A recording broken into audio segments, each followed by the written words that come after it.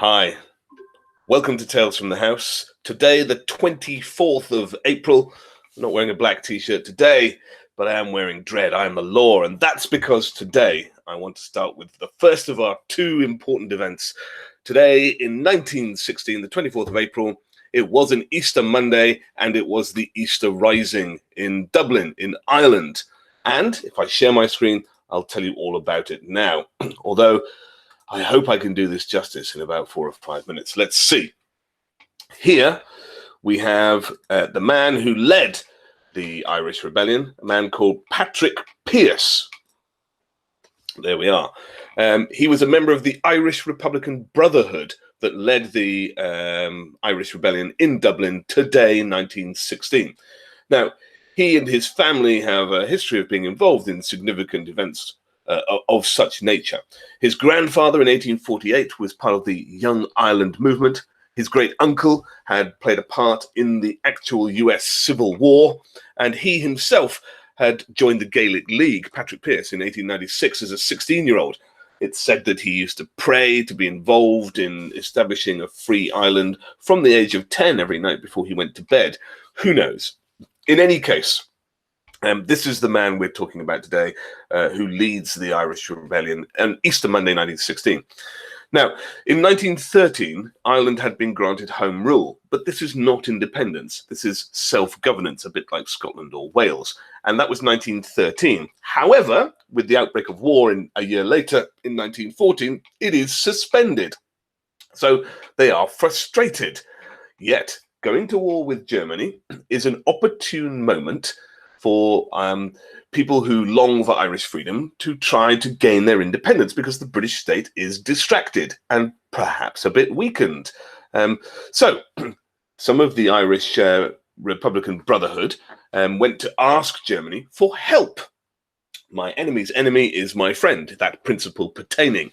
They even proposed and handed over to the German ambassador in America, a plan that involved a German landing with an invasion force to assist them. Now, in November 1914, Germany had agreed to, had publicly recognized Ireland as a free independent nation, but they were not going to go as far as landing their own force. They've got enough trouble fighting on two fronts themselves. But they did agree to send Germany some weapons. They were going to send them a ship full of weapons to assist them in any uprising. And so this is what happened. Germany obviously keen to destabilize its enemy. On the 21st of April 1916, this German ship arrives off the Irish coast, carrying 20,000 rifles, 1 million rounds of ammo, and explosives. Sadly for the Irish Republican Brotherhood, it was intercepted by the British Navy off the Irish coast on Friday, 21st of April, and so it doesn't land. And the Irish Republican Brotherhood and Pearse have a choice to make. Here is the German ship, the Ode, which was disguised, I think, as a Norwegian one, captured, and the weapons seized. So what do the Irish Republican Brotherhood do? Are they going to go ahead with their planned uprising, which was due to take place on the Sunday, Easter Sunday, when, you know, things would be easier to take over and there wasn't a full street of people at work and people on readiness? Well, they almost cancelled it, but actually all it did was push it back to the Easter Monday, and they decided they were still going to try and do it. British intelligence, meanwhile, having intercepted this ship, decided that they were going to round up everybody involved and all suspects, which would have included all of these people. Had they done so, the Easter Rising on Monday would not have happened. But it was late on Friday when they decided to do this. So they thought, let's just wait until Monday to round everybody up. It's the weekend. Nobody wants to go and do this at the start of the weekend. So they thought, we'll wait till Monday. What a terrible decision that was by British intelligence, because come Monday morning, it was all too late. Monday, the 24th of April today, 1916. Patrick Pearse led 1,200 volunteers, mostly bearing rifles, some with pistols, a couple with automatic weapons, and a couple with grenades, but not much. They hadn't had their weapons shipment, to take over and secure the centre of Dublin. Now, Pearse had been expecting more than 1,200 volunteers. He was a bit disappointed, so things aren't really going their way. In any case, they took over, they barricaded the streets, They cordoned off the centre of Dublin, and they hoped to spark a revolution. And here they are in ordinary clothing, and this poses a problem when the British come, because they don't know who is and who isn't a rebel to be challenged. Some of them did wear military uniform. Most of them wore ordinary clothing, and they've secured the centre of the streets. The public in Ireland and Dublin didn't really know what to make of this. They were really unaware. In the meantime, Patrick Pearse walks up to the steps of the General Post Office building and delivers this, the Declaration of the Independent Irish Republic. And then people pasted this to walls and all over the place around the centre of Dublin that they had just taken over. The British are, despite having impounded that ship and planned to round people up, the British are caught totally by surprise. They are slow to react, and when they do react, it's uncoordinated. Now, a couple of policemen get shot on Monday evening, and the decision is to pull the police off the streets on Easter Monday night, the 24th, tonight. The result of that is some widespread looting that takes place in the centre of Dublin that's been cordoned off by the Irish Republican Brotherhood. And on Tuesday morning, the British are starting to get their act together, and they declare martial law. This means that we're in a state of military rule, and this has a significant impact later on, the declaration of martial law. So the British gradually get their reinforcements around. They gradually organise themselves and arrive, and they end up surrounding the Irish Republicans in the centre of Dublin. At this point, it's going to simply be a matter of time. They also bring in some artillery. I mean, this is quite amazing, really. If you consider that this is part of Britain at this point, they bring in troops to surround them. They fire at them. They pound the centre of Dublin with artillery. And it looks like a battle site from World War II. And this is a domestic event. It's quite amazing that they've pounded the streets with this artillery. The result of the British action to retake things is significant. We have, where am I? I want to be not there, I want to be here. Over the course of 4 or 5 days, 485 people are killed and over 2,500 people are wounded, largely as a result of the British actions. Half of the people killed are civilians. 30% of them are British, so I guess the Irish Republicans had dug themselves in well, and only 16% of casualties are the Irish rebels. However, on the 29th, Pearse decides to surrender. Their position is futile, and this is the photograph of Patrick Pearse on the right surrendering to the commander of the British forces who had surrounded them. And that is the end of the Easter Rising, at least in a physical sense. The British government decide to round up everybody who's been involved. Far too late at this point, isn't it? They arrested 3,500 people, and the Daily Mirror here sees some of them marched off. Of those 3,500, 187 were tried in a military court. And the reason they're able to do that is because they declared martial law. Turns out not to be a great decision, though. Of the 187 tried, 90 of them are sentenced to death. Most of those sentences are commuted, with the exception of 15 of the ringleaders, Patrick Pearse included. And here is a drawing of his execution by military firing squad. One of the 15 over the course of 4 days who were executed in this fashion. And this is really a significant event. The bombing of central Dublin, the number of civilian deaths, and the execution by military court-martial have a significant impact on the psyche of the Irish people. Now, to begin with, they were as confused as the British by this takeover by a small band of Irish rebels. And they hadn't been violent opposition in Ireland for quite some time. So they were not necessarily supportive of it to begin with, and they found it disruptive and they were confused by it. But the British response is what changes public opinion. The shelling of Dublin, the number of civilian deaths, the widespread arrests, and most importantly, the military court-martials and firing squad execution of 15 of these rebels. It is what shocks the Irish public. Now, it's worse because the military court-martials that took place involved the commander of the British troops at that point in time. There's a clear conflict of interest. This is one step away from a kangaroo court. Although the Irish rebellion failed, I think it has a significant impact because it changed public opinion in Ireland. There had not been armed insurrection in Ireland since 1798, and things had been very passive. The Home Rule Bill has kind of been accepted, and they weren't making much progress. But this action, and in particular the British response, ensured a change of opinion. This is 1916. By the time the war ends, in December 19, we get our first elections since the start of the war. And Sinn Féin had organised themselves in the time of the Easter Rising to the elections. And in those December 1919 elections, they won a landslide victory in Ireland.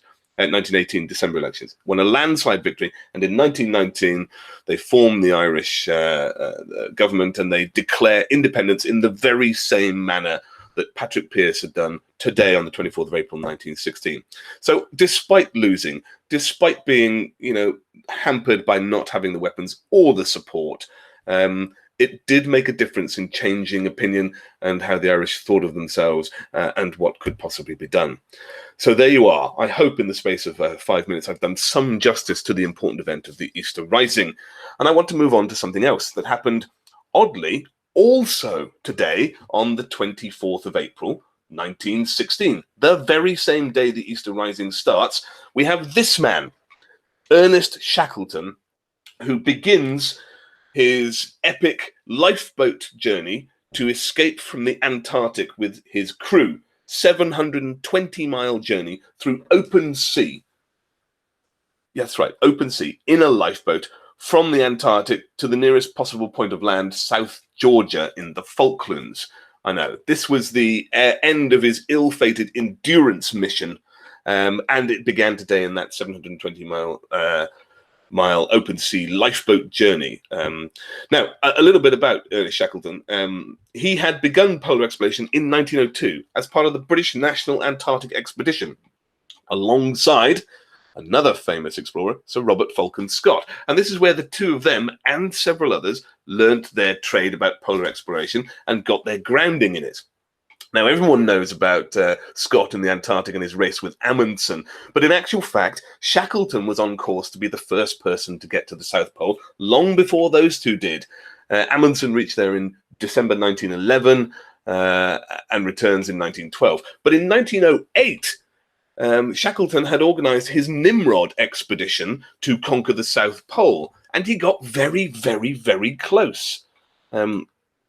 This is his Nimrod Expedition, the sort of steam and sail ship, arriving near the Ross Ice Shelf. Here are some of his expedition photographs that were early on. And there are some significant firsts in his photograph in this Nimrod Expedition. They were the first to get to, well, they got to the farthest point south. And this is the photograph in 1908 of human beings farther south than ever before in history. This is 88 degrees south. I mean, you only go to 90 until you're at the pole. It's incredibly close.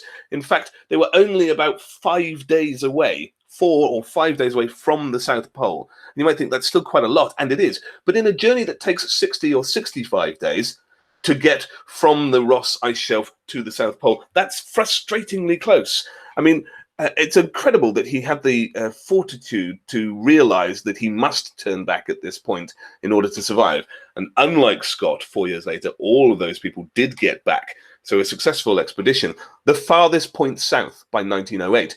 He was also the first people to climb Mount Erebus, which is the largest active volcano in the Antarctic.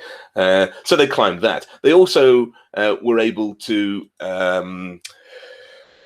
locate to a close approximation where magnetic south was, where the magnetic pole was. So there are some significant firsts by this expedition. And if I scroll out here, you can see the dotted line on the right was Shackleton's route. And on the left, you see Amundsen's route 4 years later.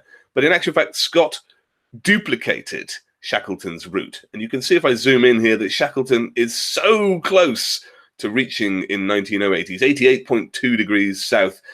That's where Amundsen placed his last depot for the last launch to the pole, and it took him sort of 4 days from there. So Scott is amazingly close.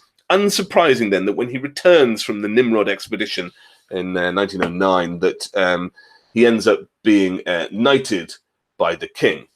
And he sets about trying to start again to make sure that he gets there. But these things take time to raise money, and he'd been on the lecture circuit and whatnot.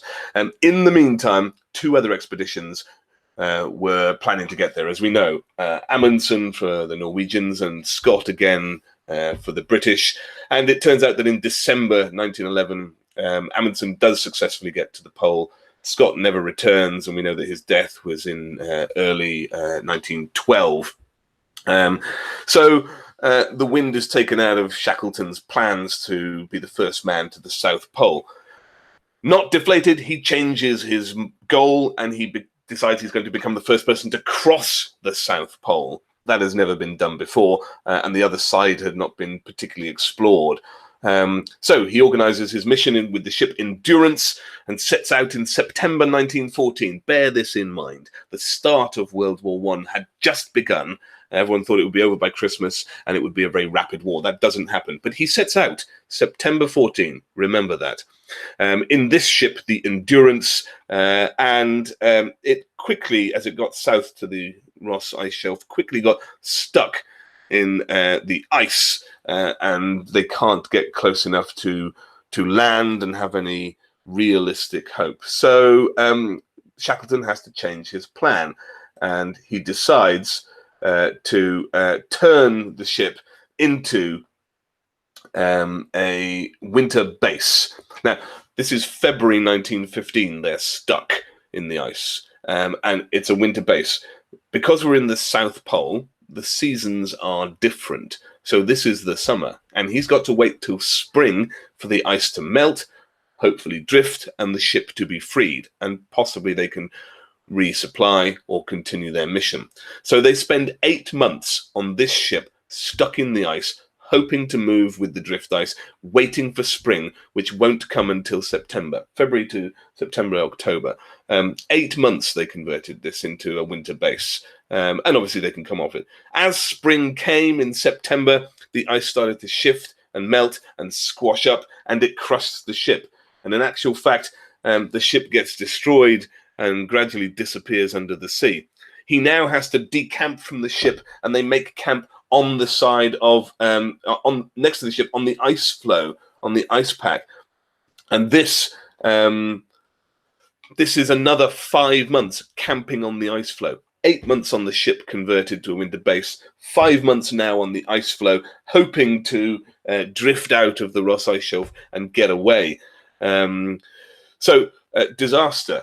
And what happens is that after 5 months, the ice floe starts to break up, and it breaks in half. And you might think this is more disaster. No, this is actually a good sign. This is a sign that the ice is melting and they're coming out of the Antarctic ice shelf. So it's a good sign. On April 9th, the floe that they're on breaks up, and they have to get into lifeboats. And they had tugged these lifeboats across the ice floe, 2 or 3 of them, manually. So an epic effort so far. It's been best part of a year since the ship got stuck. And it's a 5-day voyage to Elephant Island. But, you know, they had managed there's some fantastic photographs out there. They'd managed to keep themselves somewhat occupied and keep their spirits up. When they get to Elephant Island, they land on Elephant Island. It is the first, they'd had to go across the ice to Elephant Island and then into the lifeboats as it broke up. When they land on Elephant Island, it is the first time they have set foot on dry land for over 500 days. That's an incredible amount of time to be on the boat and on the ice. There is no chance of rescue at Elephant Island. So today, 24th of April, 1916, same day as the Easter Rebellion, they got into this boat here, and this is a picture of it. One of the boats, they decide they're going to have to make that 700 plus mile journey across the open Antarctic Sea to try and strike the tiny island of South Georgia. If they miss it, they're buggered. And if they survive, then, you know, they've been incredibly lucky. They still have to find help when they get to South Georgia. They packed only minimal supplies that would stretch to last them barely a month, because Scott realized, if I haven't struck South Georgia in a month, then I'll probably be dead and we'll have missed it. The journey takes them 15 days, and they do make it. 15 days later, they instantly send the rescue ship back for the people they'd left behind, who are using... This is them saying goodbye to Shackleton's journey at the start of that 700-plus mile open sea journey. They remain behind, and you can see the rocks of solid land. They must have been delighted to see that. And they convert the lifeboats into a place where they can sleep and stay outside, waiting, hoping that Shackleton is successful and that they're able to return. And indeed, he is successful, and he does. And they eventually, everybody is saved, and they get back to England. Shackleton is something of a national hero, but he gets back to England in May 1917. And if you think he left England in September 1914, that's just a huge amount of time this disaster has taken to unfold. England has been engulfed by a devastating war that he could not have hoped to have understood. Anyway, the war ends, and Shackleton wants one last go at conquering the Antarctic. So in 1921, he returns for a final effort. This here is the map of what was supposed to happen. I don't know if I can zoom in on it. I think I already am. You can see here the circle at the top with South Georgia and the Antarctic. The red line is where his ship got stuck. The yellow line is where the ship drifted until it was crushed. The green line is where the 5-day journey to Elephant Island in the boat, and then the blue line is the 720-mile open sea voyage to try and strike South Georgia. What an epic journey that was, to rescue everybody today. In any case, 1921, Shackleton has raised the funding to go back one more time at 46 years of old. On the journey through to South America, and the same starting point, he has a heart attack in Rio de Janeiro, but he refuses medical assessment and continues with the mission. When he arrives in South Georgia, ready to strike off again, he has a fatal heart attack the day after arriving, and he died there. And his grave remains in South Georgia, and there it is. For years, Shackleton's reputation was not particularly good. He hadn't succeeded after all, but neither did Scott, and Scott had statues built for him everywhere. There are very few, even today, of Ernest Shackleton. But in 1959, a book was published about him that suggested that he was much better organized and much better planned and much better generally at the job than Scott. But we like epic failure, and Scott's failure was much more epic than Shackleton's. But his reputation's gradually grown in recent years, and he's today used in his example of leadership and management. And consider this, it's magnificent. He kept his team together in adverse conditions, and knowing about the death of Scott, they must have feared the worst. And to keep your team motivated, organized, and actioning in that circumstance is incredible. For over 500 days, he led these people, kept control. His planning was flexible. When things went wrong, he had a new plan, and he kept things going. He had daily tasks for people to keep them occupied. He briefed everybody. He was transparent about supplies, information, planning. He was able to accept failure, but provide an alternative. This was an epic effort of leadership, and I think he rightly deserves the modern praise that he gets. Because, again, I just want to point out, every single person over the course of 500 days was rescued by Shackleton's efforts. Every single one. And I think that is overlooked. Had it been a tragic failure, we would probably think more highly of him, weirdly, like we do of Captain Scott. But no. So there you are. Ernest Shackleton began his open sea voyage from the Elephant Sea on the final leg to rescue all of his men over a 500-day mission. That's your lot today. Two big events, 24th of April, both occurred in 1916. I'll see you tomorrow for the 25th. You take care now. And end recording. Couldn't see the button. Bye.